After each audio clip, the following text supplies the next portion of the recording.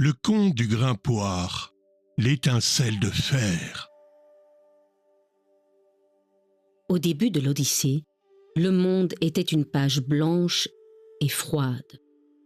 Les hommes ne rêvaient pas, ils survivaient. Nous étions comme des navires, sans voile, immobiles dans la brume de l'ignorance.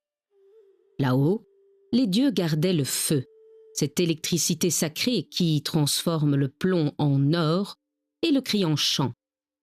Nous étions les égarés de la réalité, attendant un signe. Prométhée vit que l'équilibre était rompu. Trop de lumière en haut, trop d'ombre en bas. Il décida de naviguer vers le cœur du soleil.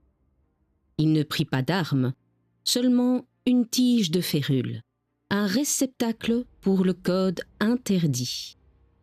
Il entra dans la forge d'Héphaïstos comme on entre dans un serveur protégé.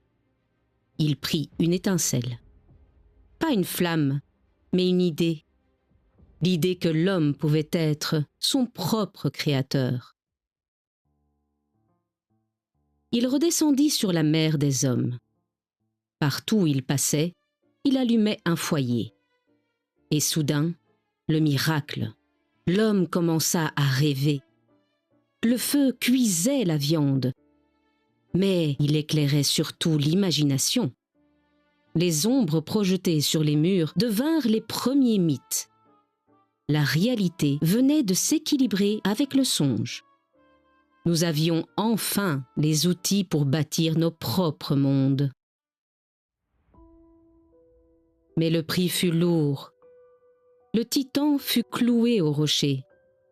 Pour avoir apporté la réalité du feu dans les songes des hommes, il devint le prisonnier du temps.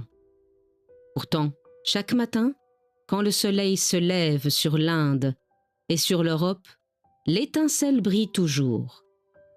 Nous sommes les héritiers de ce vol, naviguant entre le feu de la technologie et la profondeur du mythe, cherchant sans cesse notre propre point d'équilibre. Activez les cloches, déposez votre seau, votre like est le charbon de nos chaudières.